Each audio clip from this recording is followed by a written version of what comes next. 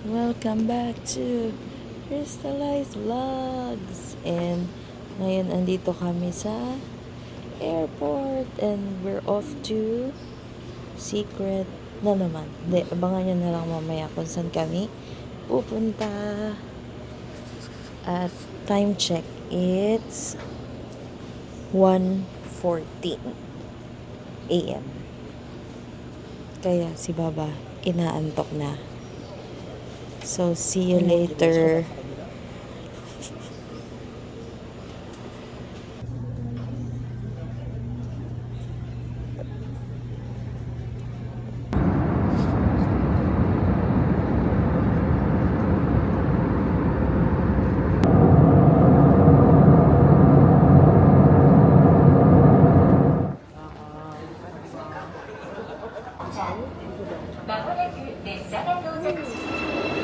Hi guys! At nandito na kami sa Korea!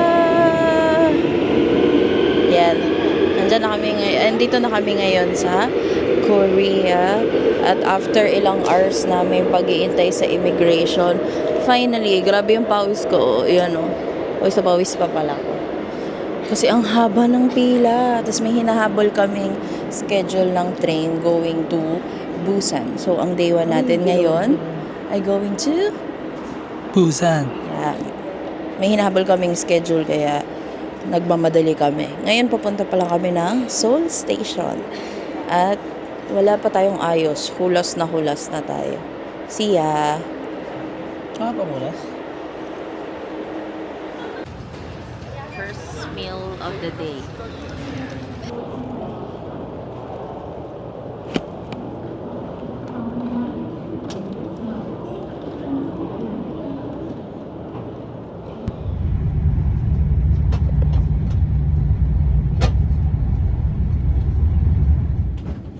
Guys, andito na kami sa train to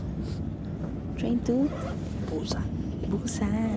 And yeah, kinakabahan na kami. Baka maging zombies na sila. Pero okay lang kung si Gongyu yung lalabas.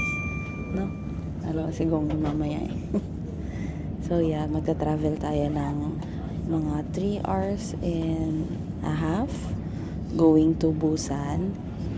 Then yeah, start natin yung day 1 natin doon. Time check ngayon ay ano oras na ba? 11:47 ng umaga. And currently, ang weather ay anong weather ngayon, Bob? Tingnan natin. Actually, kanina yung pag ano namin.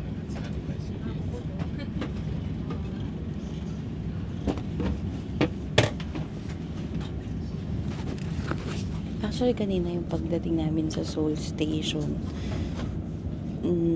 medyo ano na, sobrang lamig na nung hangin galing sa labas. So, currently ngayon ay 17 degrees.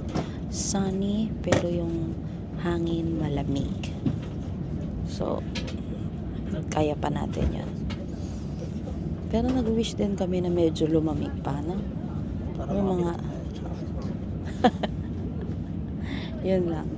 Paano pagka wala tayong nabili? Siguro jacket naman dala ko. Yeah. Actually, puro jacket talaga dala namin. Pero, kasi nga first week of October, nasa transition phase pa lang sila ng autumn weather. So, let's see sa mga susunod na araw. Okay. See you later, guys. We're sa Busan na tayo, ha? Hi, guys! Finally, nakarating na kami sa hotel! And ipapakita ko ngayon sa inyo. Actually, bago kami makarating dito, ang hirap mag-book ng taxi kasi hindi gumagana yung card namin nung una. So, mga 30 minutes kaming nandun sa Busan Station. Pero dahil sayang yung oras, pumara na lang kami ng taxi. Pero kasi sabi nila, parang sa atin sa Pinas, minsan nananagarin sila ng presyo. Pero swerte naman namin kasi nasakyan namin by metro din siya. So, yun. Nandito na kami ngayon sa Hotel 1. And yan, ipapakita ko yung room. Grabe. Ang ganda. See? Yan. Ipapakita ko muna sa inyo yung view. Hi, Bob! Ito, gutom na to eh. Yan. Yan yung view. Yan. Gigising ka ng ayan yung view mo. Grabe. Ang ganda. Actually, kanina yung biyahe namin papunta dito. Nung natanaw na namin yan, oh my God! Feels like K-drama talaga. Pero sobrang ganda. As in. Tapos yan yung mga napapanood nyo sa yung mga Korean actors na naghahabulan lang sa beach. Dapat i-reenact natin yun ba? Yan, si Baba. Ha? I-reenact natin yun. Yung parang tumatakbo ka lang sa beach. Yan. Tapos ito naman yung yan, i-room tour ko na kayo. So, ito yung bed. Yan. Everything is white. Tapos, yan yung pantulog. Ito, hindi ko pa nakikita. Pero yan. Yung shower. Actually, medyo hawig siya nung tile sa bahay, Baba. Yung shower. Tapos, ito yung sink. Then, nandito yung puno yung maleta. Yung toilet niya. Sabi, di ko ma-push. Yan yung toilet. And then, yan. Ganyan lang siya. Yan. Tapos may TV. Pero pinaka-the best talaga dito, guys, yung view niya. So, ito, nabook namin siya through... Actually, nag-direct na ako sa kanila kasi ang bilis nito ma-sold out sa Agoda, Booking.com. So, nag-direct na ako, nag-message ako via Instagram. Then, mabilis naman silang mag-reply. Tapos, walang down payment na hiningi. And then, nakuha rin namin siya in yung price niya, affordable naman kasi grabe naman yung view na to. Tapos, meron pa silang freebie. White Yan. din talaga yun, no? Yan o, freebie yan. Tapos, ang cute ng card nila. Sarap. Yeah. Tapos yan, may free din silang tubig. Sure yung cabinet, pero okay lang kasi hindi naman din tayo magkakalkal ng maleta. So ngayon, plano namin, titigan lang talaga to. Sobrang ganda niya talaga. Tsaka ang time check pala 4:53 p.m. So since 2 a.m. nagbiyahe tayo mula Pilipinas. 2:55 a.m. yung flight kanina. Tapos yun, ngayon lang tayo makakapag-settle down at hopefully makakain tayo ng masarap na meal ngayon. Di ba, Bab? Gutom na to eh. Alam ko gutom ka na.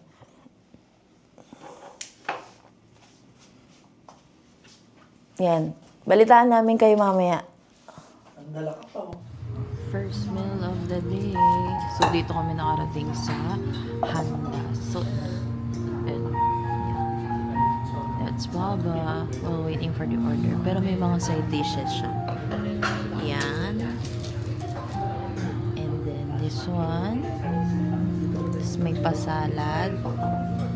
And, kanilang seaweed soup. Yan. Ito yung nakapapanood natin na kapag birthday niluluto nila. So, let's try.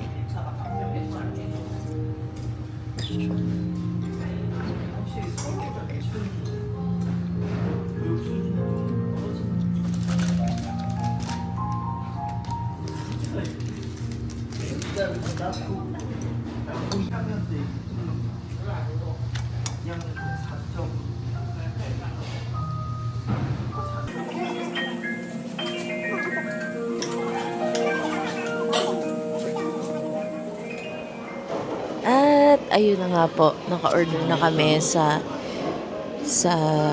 tallest Starbucks in the world na nasa 98, ano ba? 98. 98th floor.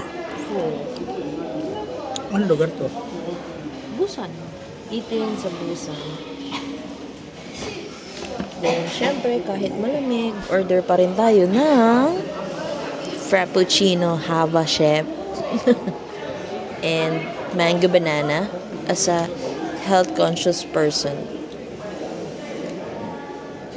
I think that's all for today, guys.